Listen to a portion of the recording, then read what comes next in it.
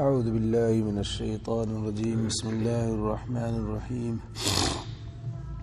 تبت یدا ابی لہب وتب ما اغنى عنہ مالہ وما کسب سیصلی نارا ذات لہب وامرأته حمالة الحطب فی جیدها حبل من مسد۔ ٹوٹ گئے ہاتھ ابی لہب کے اور ٹوٹ گیا وہ آپ، کام نہ آیا اس کو مال اس کا اور نہ جو اس نے کمایا، اب پڑے گا ڈیگ مارتی آگ میں، اور اس کی جورو جو سر پر لیے پھرتی ہے ایندھن، اس کی گردن میں رسی ہے مونج کی۔ گزشتہ بات آئی تھی کہ ابو لہب کو اس کے مال نے، اس کی اولاد نے، اس کی عزت نے اور جو اس کا مقام اور مرتبہ تھا، کسی چیز نے بھی اس کو نہیں بچایا اللہ کے عذاب سے۔ اور اسی کے متعلق میں نے عرض کیا تھا کہ مال اور اولاد، بیوی اور مال، یہ سب دشمن ہیں، ان سے احتیاط چاہیے، ڈرتے رہنا چاہیے، اور یہ فتنہ یعنی امتحان اور آزمائش کی چیزیں ہیں۔ اس میں مبتلا ہو کر کے انسان اگر احکام الہیہ میں پھنس جائے اور نہ کرے تو اس صورت میں یہ اس کے لیے عذاب کا باعث ہے۔ اور آگے بڑھتے ہوئے کہ مال کام نہیں آئے گا، چاہے وہ دنیا بھر کا مالک ہو۔ قرآن نے صاف طور پر اس کی تشریح فرمائی ہے اور صراحتاً باری تعالیٰ نے ذکر فرمایا کہ ایک ایمان والا نہیں ہے اور بغیر ایمان کے دنیا سے گیا ہے، تو دنیا بھر کر مال ہو اور پھر اس کا ڈبل ہو، اور وہ ان سب کو دے کر کے اللہ کے عذاب سے بچنا چاہے تو نہیں بچ سکتا ہے۔ قرآن میں اللہ تعالیٰ نے ارشاد فرمایا وَالَّذِينَ لَمْ يَسْتَجِيبُوا لَهُمْ لَوْ أَنَّ لَهُمْ مَا فِي الْأَرْضِ جَمِيعًا وَمِثْلَهُ مَعَهُ لَافْتَدَوْا بِهِ أُولَئِكَ لَهُمْ سُوءُ الْحِسَابِ وَمَأْوَاهُمْ جَهَنَّمُ وَبِئْسَ الْمِہَادُ۔ کہ جو لوگ ایمان نہیں لائے، دین اسلام قبول نہیں کیا، کل قیامت کے دن اللہ تعالیٰ کی طرف سے جس عذاب کا ان کے لیے فیصلہ ہوگا، اس عذاب سے اپنے آپ کو بچانے کے لیے پوری زمین بھر کر کے مال ہو اور اس کا ڈبل ہو، وَمِثْلَهُ مَعَهُ، اور یہ اللہ تعالیٰ کو دے کر کے اپنے بچاؤ کی شکل اختیار کرنا چاہے تو اللہ تعالیٰ نے فرمایا کہ تب بھی یہ نہیں ہوگا، جہنم میں جائے گا اور وہیں پر ہمیشہ ہمیشہ رہے گا۔ مسلم شریف کی روایت ہے، حضرت ابو ہریرہ رضی اللہ تعالیٰ عنہ روایت کرتے ہیں، نبی اکرم صلی اللہ علیہ وسلم نے ارشاد فرمایا جہنم میں جس کو سب سے کمتر عذاب ہوگا اللہ تعالیٰ اس سے پوچھیں گے، اور جہنم میں سب سے ہلکا عذاب کیا ہوگا؟ آگ کی سلیپر چپل پہنا دی جائے گی، بس اس آگ کی سلیپر اور چپل پہنائے جانے کی وجہ سے اس کا دماغ اس کی وجہ سے ایسا جوش مارتا ہوگا جیسے ہانڈی چولہے کے نیچے جوش مارتی ہے۔ اور وہ یہ سمجھتا ہوگا کہ سب سے بھاری عذاب مجھ کو ہو رہا ہے، حالانکہ سارے جہنمیوں میں سب سے ہلکا عذاب اس کو ہوگا۔ اللہ تعالیٰ اس سے پوچھیں گے کہ کیا تو دنیا بھر اگر تجھے مال دے دیا جائے تو اس کو اس عذاب سے بچنے کے لیے دے گا؟ کہا کہ یقیناً دے دوں گا۔ اللہ تعالیٰ فرمائیں گے میں نے تو اس سے بھی آسان چیز تجھ سے دنیا میں مانگی تھی لیکن تو نے وہ نہ کی، اور وہ کلمہ طیبہ پر ایمان، لا الہ الا اللہ محمد الرسول اللہ صلی اللہ علیہ وسلم۔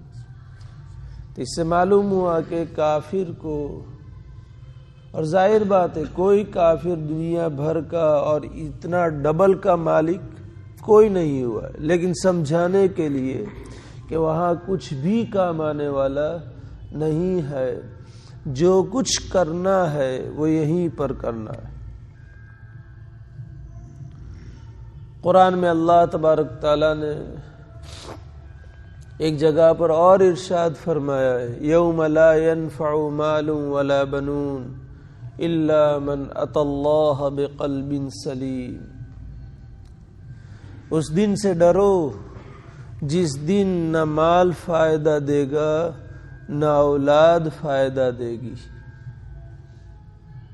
جیسے اس نے بھی کہا تھا ابو لہب نے کہ میں مال دے کر کے اور اپنے بچوں کو دے کر کے اپنی جان بچا لوں گا۔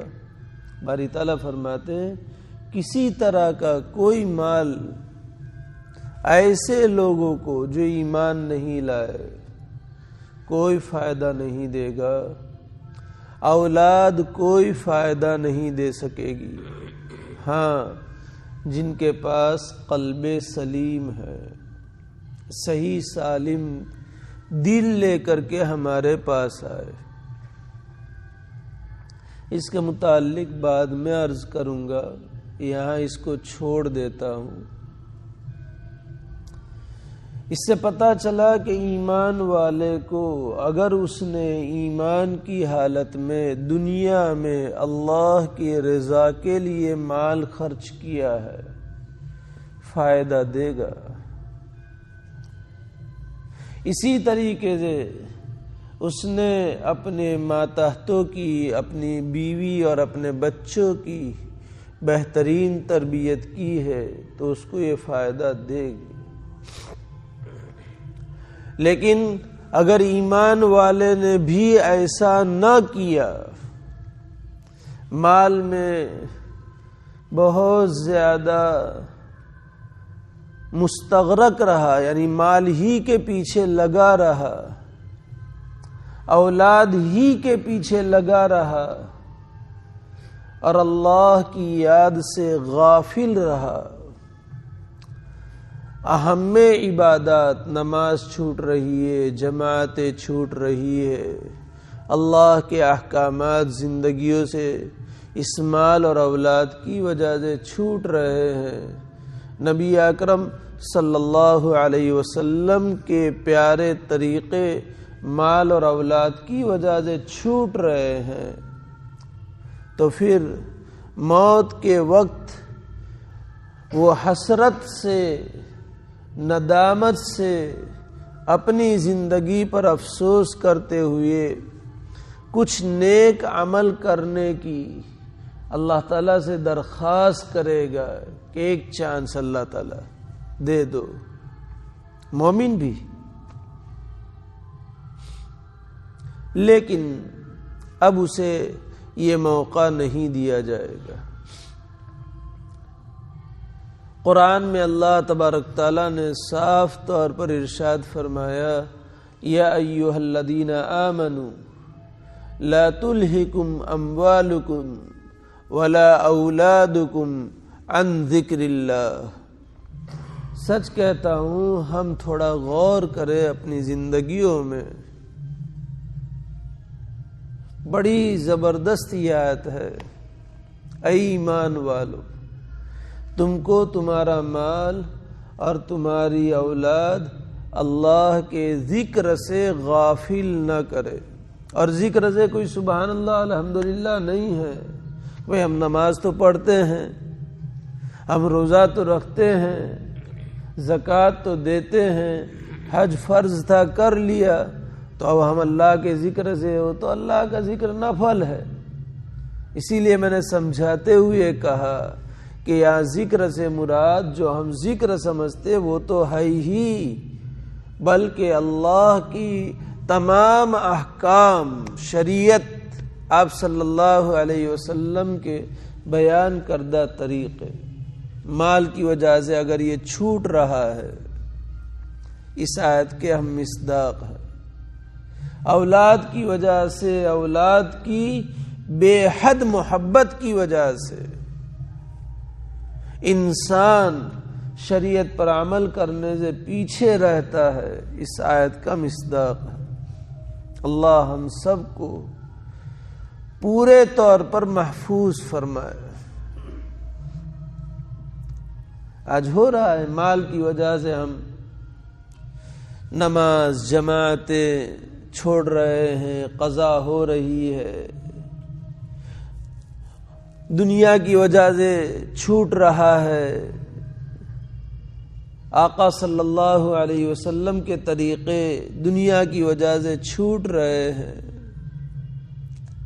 اولاد کی بیجا محبت دین کے اہم اور ضروری کاموں میں رکاوٹ بن رہی ہے.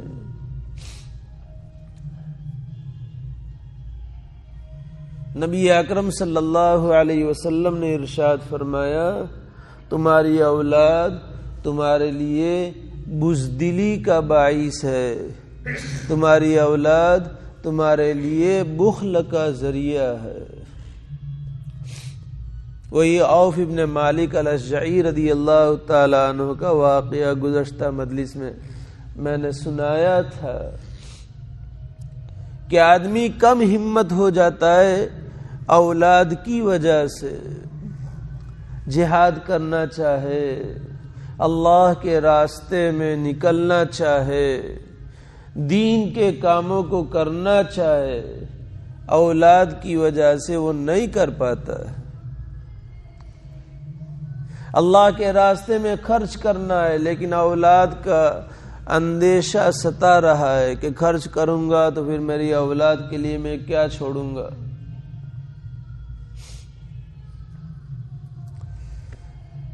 ابن کثیر علیہ الرحمہ نے ایک روایت نقل کی ہے، نبی اکرم صلی اللہ علیہ وسلم ایک مرتبہ مسجد نبوی میں منبر پر خطبہ دے رہے تھے.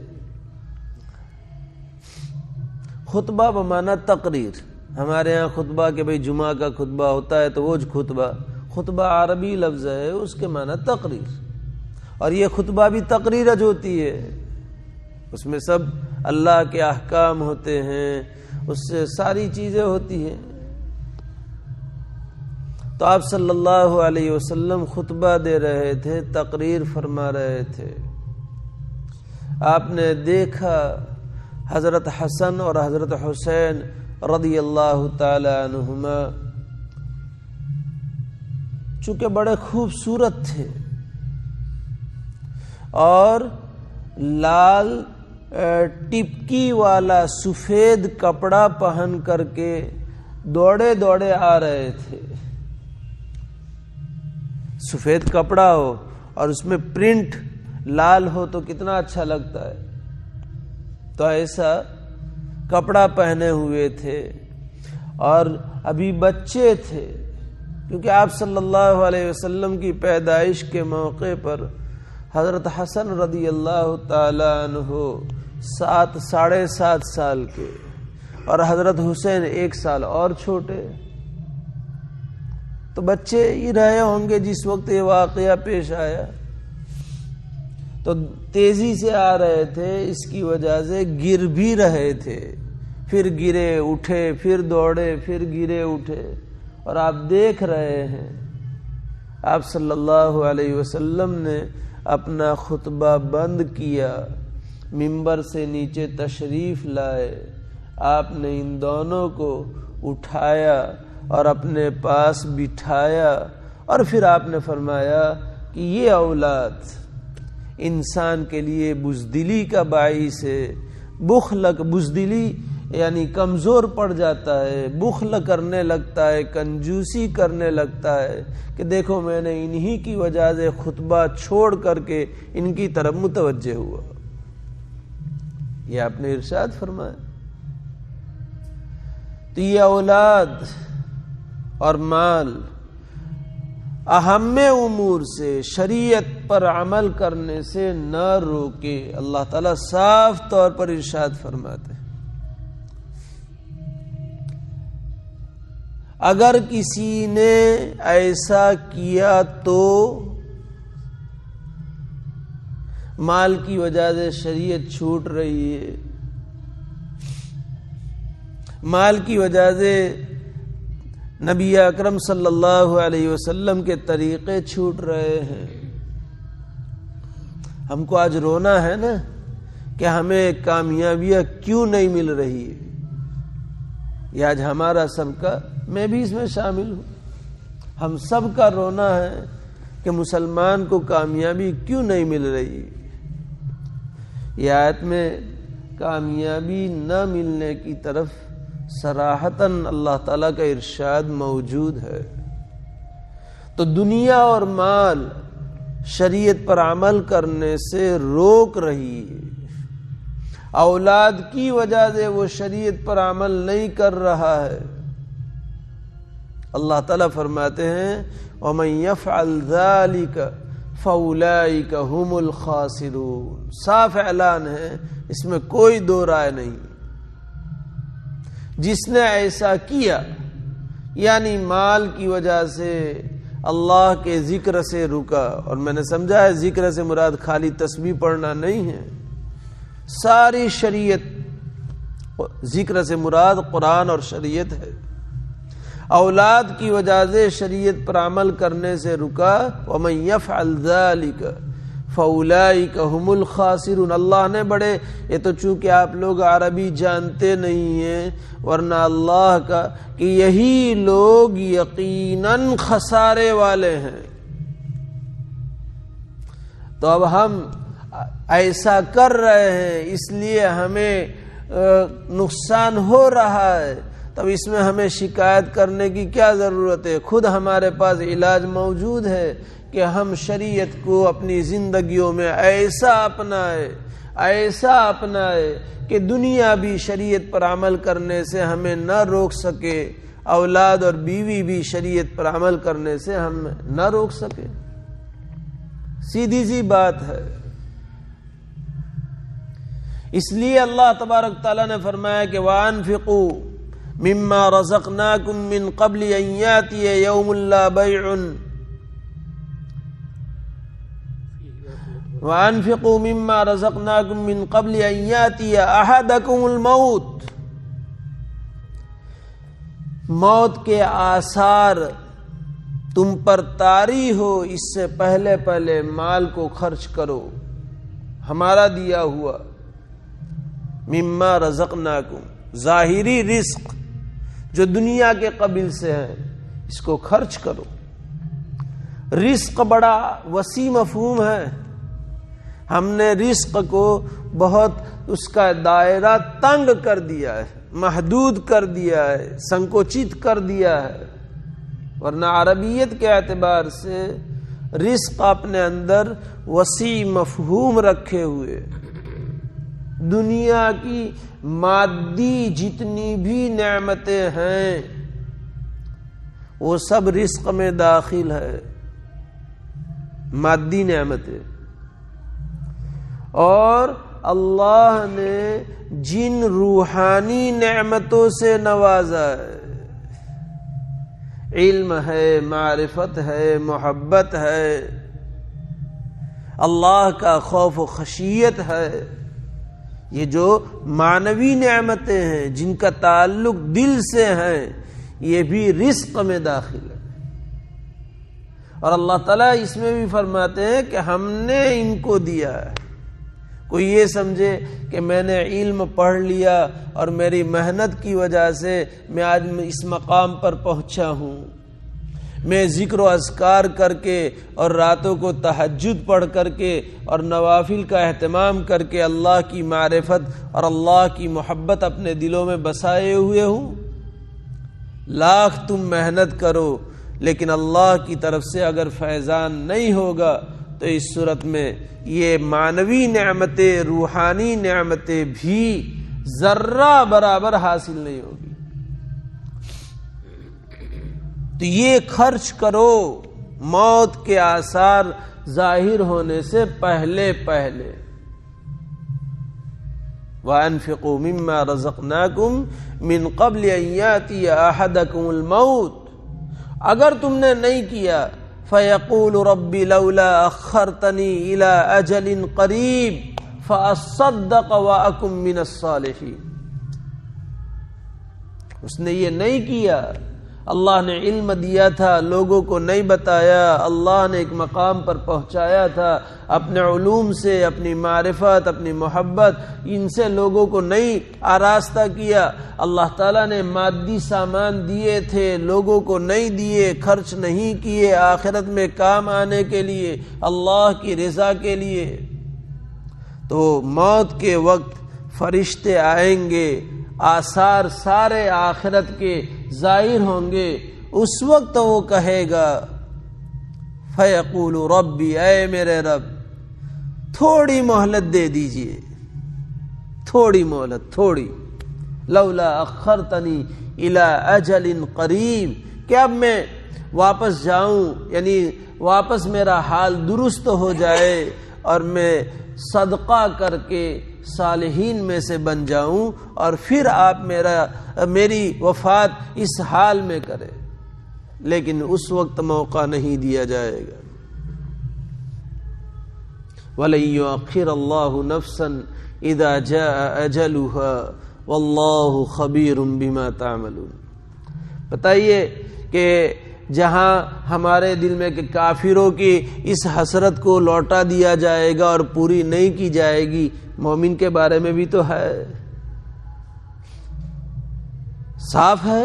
اسی لیے حضرت عبداللہ ابن عباس رضی اللہ تعالیٰ عنہ نے اپنے شاگرد، بڑے بڑے جلیل القدر شاگرد تھے، امام مجاہد، امام قتادہ، امام سدی، یہ سب تابعین تھے کمال درجے کے، ان کے سامنے جب یہ بیان کیا کہ مومن بھی اپنی موت کے وقت دنیا میں واپس آنے کی، دنیا میں جانے کی اور مہلت ملے جانے کی تمنا کرے گا، تو یہ سارے چونک اٹھے، اور امام مجاہد علیہ الرحمہ نے فرمایا کہ یہ تو کافر کے بارے میں ہے کہ کافر تمنا کرے گا دنیا میں لوٹنے کی۔ حضرت عبداللہ ابن عباس رضی اللہ تعالیٰ عنہما نے سورہ منافقین کی اس آخری آیات کو پڑھ کر کے سنایا، جس میں صاف طور پر مومنین کے موت کے آنے کے موقع پر دنیا میں مزید مہلت مانگنے کا تذکرہ ہے، قبل اس کے کہ ہماری سمجھ میں آ جائے، ہمارا یقین بن جائے۔ دوستو، یہ مال بچا کر کے رکھا جائے لیکن حقوق بھی ادا کیے جائے۔ میں یہ نہیں کہہ رہا ہوں، حضرت ابو ذر غفاری رضی اللہ تعالیٰ عنہ کا مسلک تھا کہ مال اپنی ضرورت سے زیادہ جو بھی بچ جائے سب کو خیرات کر دینا چاہیے۔ اس کو اگر تم نے ضرورت کے بعد بچا کر کے رکھا تو کنز میں داخل ہے، اور کنز کے متعلق گزشتہ آیات آئی تھی کہ جو لوگ سونے اور چاندی کو جمع کر کے رکھتے ہیں تو یہی سونا اور چاندی پگھلا کر کے ان کے چہروں پر، ان کی پیشانیوں پر، ان کے پہلو پر اور ان کی پیٹھ پر داغ دیا جائے گا اور اس سے عذاب دیا جائے گا۔ گنجا سانپ بنا دیا جائے گا، بڑا زہریلا، اور اس کے گردن میں لپیٹے گا اور وہ اس کے جبڑوں کو نوچے گا ادھر سے، دائیں سے، بائیں سے، اور وہ کہے گا انا مالک انا کنزک، میں ہی تیرا مال ہوں، میں ہی تیرا خزانہ ہوں، یہ کہہ کر کے وہ اس کے جبڑوں کو نوچے گا۔ یہ مال رکھنے کی چیز ہے، رکھا جائے، یہ بھی نہیں ہے، انکار نہیں کرتے۔ روایت میں صاف طور پر نبی اکرم صلی اللہ علیہ وسلم سے پوچھا گیا تو آپ نے فرمایا کہ جس مال کی زکوٰۃ ادا کر دی گئی اب وہ کنز میں داخل نہیں ہے، لیکن محبت اس کی نہیں ہونی چاہیے۔ اور اس کا لازمی نتیجہ یہ ہے کہ جہاں اللہ کی راہ میں خرچ کرنے کے مواقع آئیں اس موقع پر اللہ کی رضا کے لیے وہ عمدہ مال خوش دلی سے فوراً خرچ کرے۔ ہمارے ہاں تو جواب ملتا ہے کہ اپنی زکوٰۃ پوری થઈ ગઈ છે મોલ સાહેબ، આવતા રમજાનમાં આવજો ને વિચારીશું۔ وہ کہہ رہے ہیں کہ ایسی بستی میں جہاں 5-6 گھر ہے، بچوں کی تعلیم کا کوئی نظام نہیں ہے اور وہاں نماز پڑھنے کا کوئی نظام نہیں، ایک چھوٹی سی مسجد کہ جس میں مدرسہ بھی چلے، سیٹھ صاحب آپ کا مال لگ جائے کہ اپنی زکوٰۃ پوری تھے گی۔ یہ مال میں دیگر حقوق ہیں زکوٰۃ کے علاوہ، اور وہ موقع بموقع کبھی فرض بھی ہوتے ہیں اور کبھی نفل بھی ہوتے ہیں۔ ان فی المال لحقا سوى الزکوٰۃ، ترمذی میں امام ترمذی علیہ الرحمہ نے روایت نقل کی ہے، نبی اکرم صلی اللہ علیہ فاطمہ بنت ابی حبیش رضی اللہ تعالیٰ عنہ کہتی ہیں کہ نبی اکرم صلی اللہ علیہ وسلم نے ارشاد فرمایا ان فی المال لحقا سوى الزکوٰۃ، مال میں زکوٰۃ کے علاوہ بھی حقوق ہیں۔ اس لیے اور وہاں سورہ منافق ومن یفعل ذلک فاولئک هم الخاسرون، مال ہوتے ہوئے بھی قرآن کے اس اعلان کے مطابق ہم خسارے والے ہیں، اسے کامیابی نہیں کہا جائے گا۔ ہاں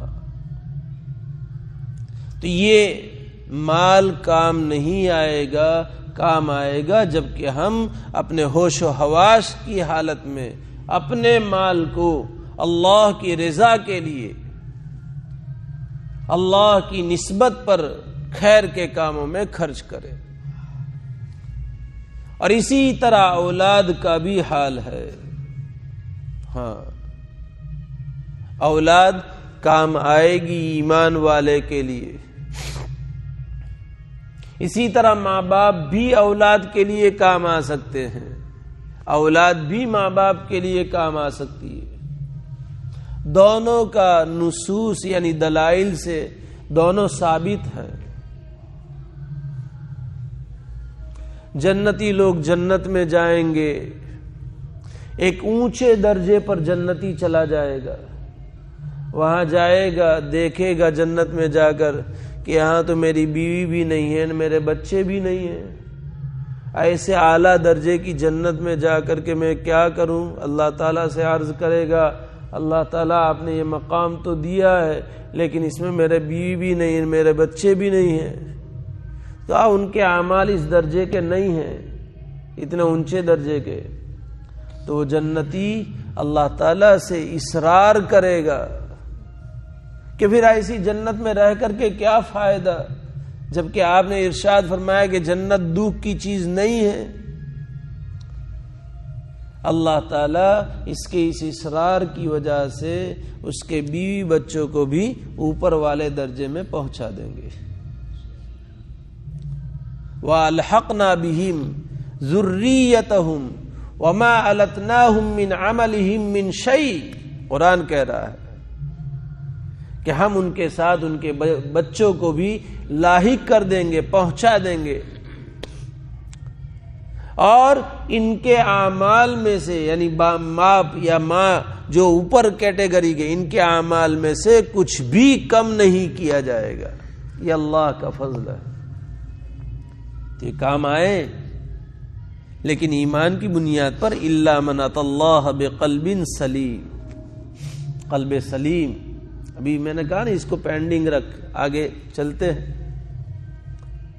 اسی طرح بچے بھی اپنی اولاد اپنے ماں باپ کے کام آتے ہیں۔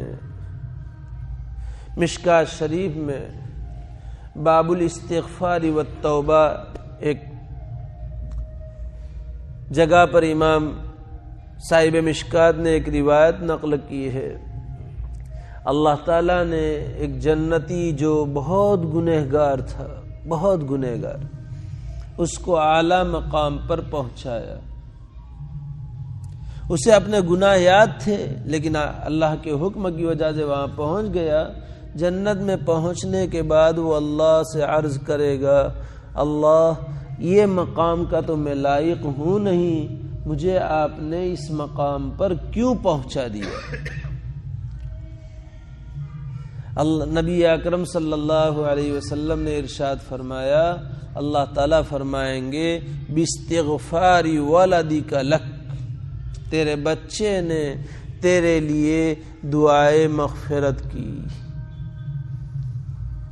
استغفار، مغفرت کی دعا، استغفر اللہ پڑھ کر کے ثواب بخش دیا، ان کے لیے دعائیں کی، اور یہ ہمارا واجبی حق ہے ماں باپ کے لیے دعا کرنا۔ ہاں،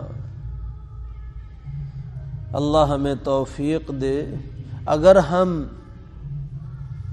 ابھی فی الوقت نام ذہن میں نہیں ہے کون سے تابعین نے یہ بیان کیا ہے، لیکن لکھا ہے کہ اگر 5 وقت کی نماز کے بعد وہ اپنے ماں باپ کے لیے دعا کرے تو بھی ماں باپ کا حق ادا نہیں ہو سکتا۔ رب ارحمہما کما ربیانی صغیرا، ان دونوں پر اے میرے رب ایسا رحم فرما جیسے انہوں نے مجھے بچپن میں رحم دے کر کے پالا ہے، پرورش کی۔ اور یہ جب ہمارے بچے ہوتے تب ہمیں یاد آتا ہے کہ ہمیں اپنے بچے کے پیچھے اتنے پاپڑ بیلنے پڑتے ہیں تو ہمارے پیچھے ہمارے ماں باپ نے کیا کیا ہوگا۔ اور آج کل تو فراوانیاں ہے، اس زمانے میں کیا کیا ہوگا۔ اس زمانے میں کہ مرچی اور کوتمیر کی چٹنی بنانی ہو تو بھی متار میں کوننا پڑنے، تو یوں دبایا نہیں، یوں ہو گیا گلائنڈر میں۔ گھر میں ناپاکی سے بستروں کو نے گھروں کو بچانے کے لیے اس زمانے میں کہاں پیمپر تھے، کہاں ڈائپر تھے۔ آج تو پیمپر باندھ دیا، ڈائپر باندھ دیا، نیورات شانتی 24 گھنٹے کی، چاہے وہ ناپاکی میں پورا دن لت پت رہے، وہ ہمیں پسند ہے، لیکن ہم اس کے پیشاب پاخانے کو دھلانا پسند نہیں کرے گی کہ ذرا لیتا ہو جو نا آفیسے جاؤ جو تو آوتا پیمپر پورا دے گیا نا ڈائپر پورا دے گیا دے، ریمائنڈر پھر کرائے گی۔ یہ سمجھا رہا ہوں ماحول، اس کے باوجود بھی ہم نہیں کر پاتے ہیں۔ اور اس زمانے میں محنتیں کیا تھی، لکڑے جلا کر کے روٹیاں پکانا، سالن پکانا، یہ سارا تھا۔ پھر گرم کرنے کے بعد تو اوون آ گئے ہیں، 1 منٹ میں پھٹافٹ، چاہے ٹھنڈا بھی ہو گیا ہو تو بھی اوون ہے، گرم کر ڈالو پھٹافٹ۔ اس زمانے میں پھر شوہر بد مزاج ہو نے دکان سے آوے یا نوکری سے آوے نے پکا کر کے ٹھنڈا کیا، ٹھنڈا ہو گیا ہو تو پھر کیروسین کا پمپ مارو نے، پھر سلگاؤ نے، پین کرو نے، پھر گرم کرو نے، برتن کالے ہو تو اس کو مانجو نے، یہ سب تھا۔ لیکن اس کے باوجود وہ کرتے تھے۔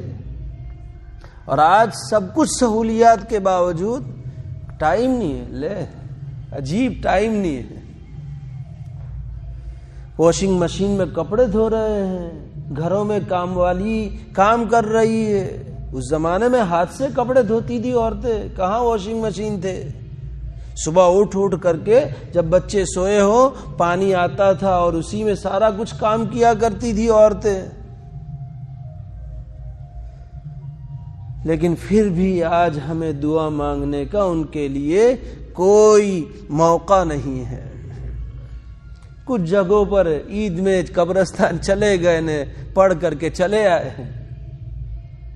ماں باپ کا حق ہے نا، عید کے دن تو ماں باپ کو ملنے جانا پڑے نا قبرستان میں، یہ بھی پھر عجیب ہے، ماں باپ کا حق۔ اللہ صحیح سمجھ دے امت کو، جہاں کرنے کا ہے وہاں نہیں، نہ جہاں نہیں کرنے کا وہاں ماں باپ کا حق کہہ کر کے جانے کا. کہ مفتی صاحب تو اس سے بھی روکتے ماں باپ کے حق ادا کرنے سے. تو کون روکتا ہے؟ ہر جمعہ کو جانے، روایت میں ہے ہر جمعہ کو جانے کی فضیلت، اس سے کون روکتا ہے؟ اللہ امت کو نبوی معاشرے پر لے آئے. تو یہ ماں باپ کے لیے دعائیں، استغفار باستغفار ولدک لک، کہ تیرے بچے نے تیرے لیے دعائیں مغفرت کیے، اس وجہ سے تیرا یہ مقام ہے. اذا مات الانسان انقطع عملہ، جب انسان مر جائے گا اس کا نامہ اعمال بند کر دیا جائے گا. لیکن 3 چیزیں، ان میں سے ایک کیا ہے؟ او ولد صالح یدعو له، نیک بیٹا. ہاں انجینئر بنا ہوئے نے اس کو کہ میرے تم آپ ماں باپ کے جنازے میں جانے کی بھی فرصت نہیں، میری تو کلینک ہے، ڈاکٹر بنا ہے کہ میرا تو کلینک کا ٹائم ہے، تم دفن کر دئیو، پھر میں چلا جاؤں گا کسی دن قبرستان پر، اور جو خرچہ ہو وہ مانگ لئیو. تو جو جنازے کی نماز نہ پڑھے وہ کیا ماں باپ کے لیے دعا کرے گا؟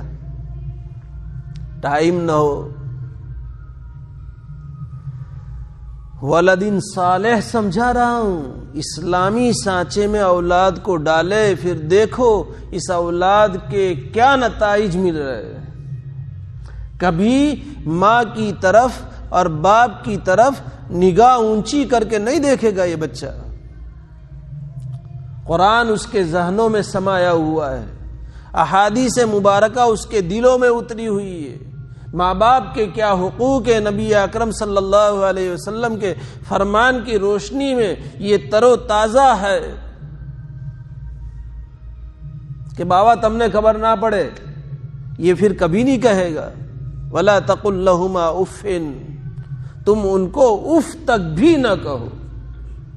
لکھا ہے مفسرین نے کہ عربی کلام میں سب سے ادنا کلمہ اف تھا، اس لیے باری تعالیٰ نے فرمایا اگر اس سے بھی کوئی کم تر کلمہ ہوتا سمجھانے کے لیے اللہ تعالیٰ یہ بھی فرماتے.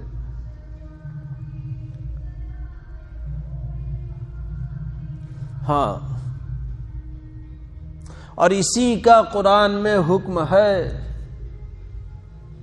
قرآن میں ہم یہ سمجھتے ہیں کہ ہم نے اس کو انجینئر بنا کر کے، ڈپلوما کرا کر کے، ITI کرا کر کے، ڈاکٹر بنا کر کے، یا بڑا تاجر بنا کر کے ہم نے اس کے اوپر احسان کر دیا، لیکن دین سے کھوکھلا ہے. 5 وقت کی نماز وہ مسجد میں آ کر پڑھے اسے دیندار ہم نہیں کہیں گے، کیا معلوم اس کی نماز کیسی ہے، قرآن پڑھنا کیسا ہے. قرآن کو سالہ سال ہو جاوے اور ہاتھ تک نہ لگاوے، اسے کیسے ہم دیندار سمجھیں گے، چاہے کتنا بھی بڑا تاجر ہو. قرآن کہہ رہا ہے یا ایھا الذین آمنوا قوا انفسکم واہلیکم نارا وقودها الناس والحجارۃ علیہا ملائکۃ غلاظ شدید لا یعصون اللہ ما امرهم ویفعلون ما یؤمرون. اے ایمان والو، اپنی جانوں کو بھی اور اپنے اہل کو، بیوی بچے سب اس میں داخل ہے، ایسی جہنم کی آگ سے بچاؤ کہ جس جہنم کی آگ کا ایندھن، میں بچوں کو سمجھانے کے لیے ایندھن کا ترجمہ کرتا ہوں چونکہ اب یہ زمانہ ہی نہیں رہا، چھوڑیے بھوسا. وہ جو لکڑے کو جلانے کے لیے پہلے چھوٹے چھوٹے لکڑے کے ٹکڑے ڈالتے ہیں، بھوسا ڈالتے ہیں. آج کل سمجھانے کے لیے میں کہہ دیتا ہوں کاغذ کے ٹکڑے جمع کر کے تھوڑی آگ اس میں، تو وقودھا، جس کا ایندھن لوگ اور پتھر ہوں گے، اور اس کے اوپر بڑے سخت فرشتے ہوں گے، اور ایسے فرشتے جو اللہ کی نافرمانی کبھی بھی نہیں کرتے. ایسی آگ سے بچاؤ. اس آیت کی تفسیر میں مفسرین نے نبی اکرم صلی اللہ علیہ وسلم کا ایک ارشاد نقل کیا ہے. ہمارے حضرت سے کئی مرتبہ اس حدیث کے اوپر مستقل بیان سنا، اعملوا بطاعت اللہ واتقوا معاصی اللہ وامروا اولادکم بامتثال الاوامر واجتناب النواہی، کہ تم خود اللہ کی طاعت کو بجا لاؤ، خود اللہ کی فرما برداری کرنے لگو، اللہ نے جن چیزوں کو منع فرمایا ہے اس سے اپنے آپ کو بچاؤ اور روکو۔ یہ کریں گے اپنے آپ کی جہنم سے حفاظت ہو جائے گی۔ اور پھر آگے آپ صلی اللہ علیہ وسلم نے ارشاد فرمایا وَمُورُوا أَوْلَادَكُمْ بِامْتِثَالِ الْأَوَامِرِ وَاجْتِنَابِ النَّوَاهِي، اپنی اولاد کو احکام پورا کرنے کا اور گناہوں سے بچنے کا حکم دو، ان کو تعلیم دو۔ ہم ذرا سوچے کہ کون اس کے اوپر پورا اتر رہا ہے، کون پورا اتر رہا ہے، کون اپنی اولاد کو اللہ کے احکامات کی تعلیم دے رہا ہے۔ اب تو مجھے کہتے ہوئے بھی شرم آتی ہے، ہمارے دل گناہوں کی وجہ سے اتنے مردہ ہو چکے ہیں، اتنے مردہ ہو چکے ہیں کہ مجھے کہتے ہوئے عام مجامع میں شرم آتی۔ غیروں کا لباس کون اجازت دیتا ہے؟ کون سی چھپی ہوئی بات ہے؟ چہرے پر نبی اکرم صلی اللہ علیہ وسلم کی سنت کا نہ ہونا کتنا بڑا گناہ، 24 گھنٹے کا گناہ۔ بعض گناہ تو عارضی ہوتے ہیں، وقتی ہوتے ہیں، لیکن یہ تو ہر وقت کا گناہ۔ مسجد میں آوے تو بھی گناہ، اور حرم میں اس حال میں جاوے تو بھی گناہ، سویا ہے تو بھی گناہ اور جاگتا ہے تو بھی گناہ، بیت الخلاء میں جا رہا ہے تو بھی گناہ، بیت الخلاء سے باہر ہے تو بھی گناہ۔ کون سی ڈھکی چھپی بات ہے؟ اور اللہ نہ کرے نہ کرے نہ کرے اسی حال میں انتقال ہو گیا تو ہم کیا منہ دکھانے کے لائق رہیں گے؟ آپ صلی اللہ علیہ وسلم کا جب قبر میں دکھلا کر کے پوچھا جائے گا یہ کون ہے، اس کے بارے میں تمہارا کیا خیال ہے، ان کے بارے میں، تو زندگیوں میں سنت ہوگی تو ہی تو جواب دے پائیں گے نا۔ کون سی ڈھکی چھپی بات ہے؟ اس لیے میں نے کہا کہ اس طرح صراحتاً کہنے میں بھی، کیونکہ اس کے گناہ ہونے کو ہم نے گناہ سمجھا ہی نہیں۔ وَمُورُوا أَوْلَادَكُمْ بِامْتِثَالِ الْأَوَامِرِ، کالج میں جاتے ہوئے ہم نے اپنے بچے کو داڑھی سیو کر رہا ہے، ہم نے کبھی روکا؟ گھروں میں آئینے کے سامنے کھڑا ہو کر کے صبح صبح وہ لیزر پھرا رہا ہے، کینچی سے کتر رہا ہے، ہم نے کبھی روکا؟ ہماری بچیاں بغیر برقعے کے جا رہی ہے، ہم نے کبھی روکا کہ بیٹا یہ شریعت کے خلاف ہے؟ موروا اولادکم بامتثال الاوامر واجتناب النواہی، گناہوں سے بچنے کا حکم دو۔ آپ علیہ السلام فرماتے ہیں احکام بجا لانے کی تعلیم دو ان کو۔ پھر آپ نے فرمایا ذالک وقایۃ لکم ولہم من النار، کہ یہ طریقہ تمہارے لیے اور ان کے لیے جہنم سے بچاؤ کا ذریعہ ہے۔ یہ آیت کی پوری تفسیر اس روایت میں نبی اکرم صلی اللہ علیہ وسلم نے ارشاد فرمائی کہ ابھی کر لینا دن، بعد میں سدھر جائے گا، 4 مہینے بھیج دیں گے پھر سدھر کر کے آئے گا۔ اللہ صحیح سمجھ دے امت کو۔ کیا کرے مول صاحب، مجبور ہے۔ کون سی مجبوری ہے؟ کون سی مجبوری ہے؟ بہت سارے ہیں طلبہ جو اسلامی وضاقتہ میں کالج میں ہے، چاہے انجینئرنگ ہو، چاہے ڈاکٹری ہو، چاہے آئی ٹی آئی ہو، چاہے ڈپلوما ہو، اور میدان میں ہے۔ ایسا نہیں ہے کہ مجبوری ہے، کوئی مجبوری نہیں ہے۔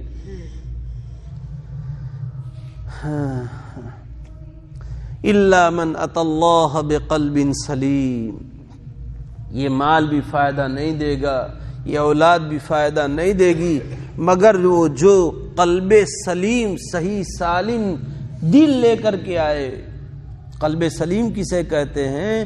جس میں کسی طرح کا روگ نہ ہو، جس میں کسی طرح کا روگ نہ ہو۔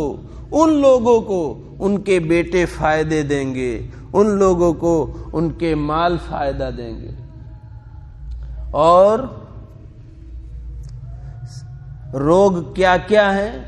ہمیں تو یہ بھی بلڈ پریشر ہمیں معلوم ہے کہ بیماری ہے، شوگر بیماری ہے، یہ ہمیں معلوم ہے، کولیسٹرول کا بڑھ جانا یہ ہمیں معلوم ہے، بخار اور سر درد یہ بیماریاں ہیں ہمیں معلوم ہے، لیکن دل کی کیا بیماریاں ہیں ہمیں پتہ ہے؟ کیا بیماریاں ہے؟ پہلے تو بیماری کسے کہتے وہی نہیں معلوم۔ قرآن میں اللہ تبارک تعالیٰ نے فرمایا منافقین کے بارے میں فی قلوبہم مرض فزادہم اللہ مرضا ولہم عذاب علیم بما کانوا یکذبون، ان کے دلوں میں بیماری ہے، مرض بیماری ہے۔ مرض کہتے ہیں انسان کا اعتدال والی حالت سے ہٹ جانا، اس کو مرض کہتے ہیں۔ اعتدال میں ذرا ایک مثال دے کر کے سمجھاؤں، بیچ والا راستہ، ادھر بھی نہ ہو ادھر بھی نہ ہو، بالکل سیدھا، اس سے ہٹ جاوے تو اس کو بیماری کہیں گے۔ ایسی سے 120 کے درمیان میں ہو بلڈ پریشر تو اسے کیا کہیں گے کہ بھائی برابر چھے، ٹھیک چھے۔ نیچے کا 50 ہونے اوپر کا 80 ہو تو بھائی لو تھیو چھے جلدی کرو، یہ۔ اور نیچے کا 120 ہونے اوپر کا 160 ہو تو کہ جلدی کرو، یہ ہے کہ وہ زیادہ بھی نہیں کمی بھی نہیں، اعتدال پر، اعتدال۔ اسی طرح دل بھی اعتدال والی راہ پر ہے، اسلام کی راہ پر ہے، نہ اسلام میں زیادتی نہ اسلام میں کمی۔ اگر اس حالت سے ہٹ جاتا ہے، زیادتی غلو کرنے لگتا ہے، اسلام نے جو نہیں کہا اسے اسلام کی حیثیت سے کرنے لگتا ہے، یہ بھی بیماری ہے۔ اور جسے اسلام نے کہا ہے اس کو بھی نہیں کرتا ہے، یہ بھی بیماری ہے۔ فی قلوبہم مرض، شرک سب سے بڑی بیماری، کفر سب سے بڑی بیماری۔ بھئی پھیلائی گئی چھے، لے جاؤ گھرے نے سیوا چاکری کرو، کہہ دیتے ہیں نا، کوئی علاج نہیں ہے، لے جاؤ سیوا کرو جہاں سدھی بھگوانے لکھیلو ہے، قدرت لکھیلو ہے، اللہ معاف فرمائے۔ تو یہ کفر اور شرک، ان اللہ لا یغفر ان یشرک بہ ویغفر ما دون ذلک، پھیل گیا ہے۔ ہاں ایمان لاؤ تو ٹھیک، نہیں تو یہ ایسا مرض ہے کہ لا علاج، اب اس کے لیے تو آگ ہی مناسب ہے۔ نفاق کہ زبان پر تو میٹھے میٹھے بول اور دل میں اسلام کی عداوتوں سے دل بھرے پڑے ہوئے، زبان پر تو اپنی جان بچانے کے لیے، اپنی عزت بچانے کے لیے، اپنا مال اور اپنے بیوی بچوں کو بچانے کے لیے ظاہر میں کلمہ پڑھتے ہیں، لیکن دل دشمناوٹ سے بھرے پڑے ہوئے لبریز ہیں۔ یہ نفاق بڑا زبردست روگ ہے کہ جس کے لیے اللہ نے فرمایا ان المنافقین فی الدرک الاسفل من النار، منافق جہنم کے سب سے نیچے طبقے میں ہو۔ ابھی آگے آئے گا حمالۃ الحطب کے تحت میں مزید وہاں اس کی اور وضاحت کروں گا، ابھی اتنا ہی۔ اس کے علاوہ دل گناہوں سے بھرے پڑے ہو، گناہ کی طرف دل کا میلان ہو، ذہن اسی طرف دوڑ رہا ہو، یہ ایسا مرض ہے، ایسا مرض ہے کہ اگر اس کی طرف توجہ نہ ہوئی، اس کی طرف توجہ دلانے کے بعد بھی نہ ہوئی، بہت بڑا عالمیہ ہے، دکھ ہوتا ہے سچ کہ جسمانی بیماریوں کے لیے یا تو خود توجہ ہوتی ہے، اور خود توجہ نہ ہو تو دوسروں کے توجہ دلانے سے۔ بخار آیا خود توجہ ہو جائے گی کہ بھئی ٹیمپریچر ہائی ہے، بدن بہت گرم ہے، چلنے یار تو میرے ساتھ، یا ڈاکٹر کو دکھا کر کے آوے، خود توجہ ہوئی۔ سر دکھتا ہے، دکھنے دیا، لیکن یار یہ پچھلے یہاں بہت دکھتا ہے اور ایک ہفتے سے دکھتا ہے، کہ بی پی مپاؤ، توجہ دلائی تو ہائی آیا۔ لیکن روحانی بیماریوں کے لیے کوئی توجہ بھی نہیں، اور توجہ دلانے والے اللہ کے نیک بندوں کے توجہ دلانے کے باوجود بھی نہیں۔ یہ بڑا دکھ ہے۔ جبکہ یہاں زیادہ سے زیادہ کیا ہوگا جسمانی بیماری میں؟ کیا ہوگا زیادہ سے زیادہ؟ موت آئے گی، اس کے بعد کیا ہے؟ اور اس میں اس کا کوئی نقصان نہیں ہے، موت آوے تو جس سے ہم گھبرا رہے ہیں وہ تو آنا ہی آنا ہے، اس کا کوئی نقصان نہیں ہے۔ جبکہ یہ روحانی موت کی بنیاد پر آخرت کی ابد الآباد کی زندگی انسان کی ہلاکت کے ساتھ وابستہ ہو سکتی ہے، لیکن پھر بھی توجہ نہیں۔ گناہ کا احساس نہ ہونا بہت بڑے خطرے کی گھنٹی ہے۔ کیا خطرے کی گھنٹی ہے؟ انسان گناہ پر گناہ کرتا چلا جا رہا ہے، توجہ دلانے کے باوجود بھی اس کی توجہ نہیں ہو رہی ہے۔ ایک وقت وہ آئے گا جیسے غیر ایمان والے لوگوں کے دلوں کے بارے میں اللہ نے قرآن میں ارشاد فرمایا، ختم اللہ علی قلوبہم وعلی سمعہم وعلی ابصارہم غشاوہ، کہ اب ان کے مہر کلوز، ان کے دل کلوز ہو چکے ہیں، بند ہو چکے ہیں، مہر اور ٹھپا لگ چکا ہے۔ اب اندر کی چیز باہر نہیں نکل سکتی، باہر کی چیز اندر نہیں جا سکتی۔ ایک ایمان والا اگر گناہ پر گناہ کرتا چلا گیا، اللہ نہ کرے کسی بھی ایمان والے کے بارے میں اس کے دل پر یہ ہو سکتا ہے۔ قرآن کہہ رہا ہے، میں نہیں کہہ رہا ہوں۔ قرآن کیا کہتا ہے؟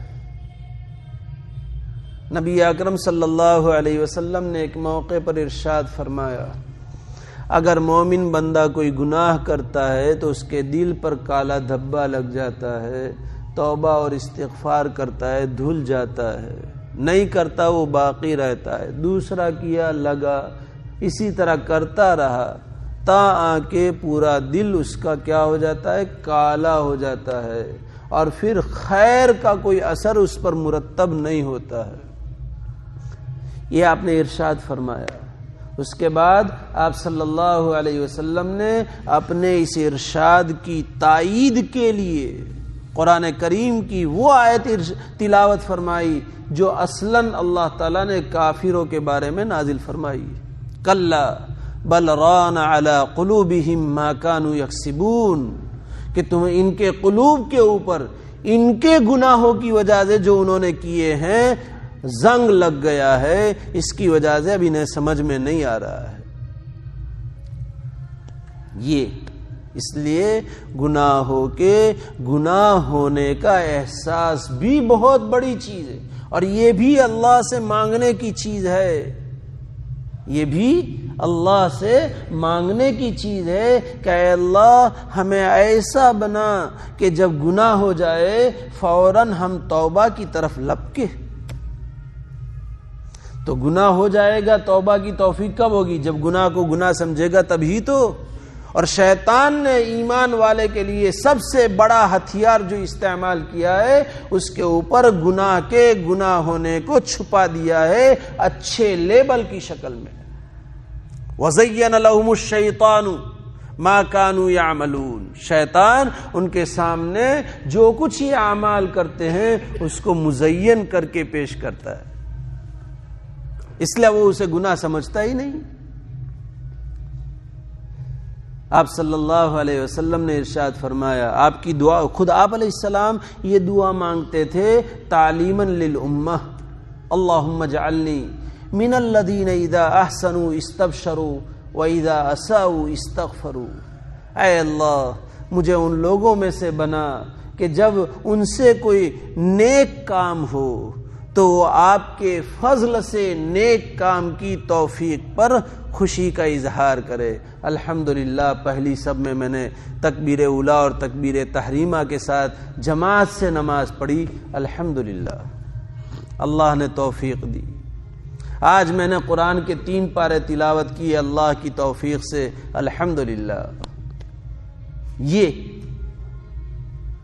اللہم اجعلنی من الذین اذا احسنوا استبشروا واذا اساءوا استغفروا، اور اے اللہ مجھے ان لوگوں میں سے بنا کہ جب ان سے کوئی گناہ ہو جائے فوراً استغفار کرنے لگے۔ یہ مانگنے کی چیز ہے۔ تو خیر سمجھا رہا تھا کہ گناہ کے گناہ ہونے کا بھی احساس بہت بڑی چیز ہے، لیکن ہمارے دل میں یہ بیماری ہے کہ گناہ تو کرتے ہیں لیکن گناہ کے گناہ ہونے کا احساس بھی نہیں۔ جیسے میں نے کہا کہ توجہ دلاوے تو اس کی طرف توجہ بھی نہیں، اور اگر کسی نے توجہ دلائی تو اس کے علاج کی طرف کوئی توجہ نہیں۔ یہاں تو توجہ دلائی، فوراً چیک اپ کروایا، لیبوریٹریز کروائی، سارے اس نے رپورٹس نکلوائے، اور پھر رپورٹس خالی نکلوائے نہیں کہ بھئی کون ماہر ہے، ایم ڈی فزیشین جو ہارٹ اسپیشلسٹ ہو اس کو اپنی فائل دکھاوے۔ اس میں کون ہے؟ ایک کو پوچھیں گے، دوسرے کو پوچھیں گے، تیسرے کو پوچھیں گے۔ اور دین کے معاملے میں بھئی کون ہارٹ اسپیشلسٹ ہے جو ہمارے ان دلی امراض کا علاج کرے؟ کون؟ کس نے پوچھا آج تک؟ کس نے پوچھا؟ اور ہم کس کے پاس گئے جبکہ ہمارا دل ان بیماریوں سے بھرا پڑا ہوا ہے۔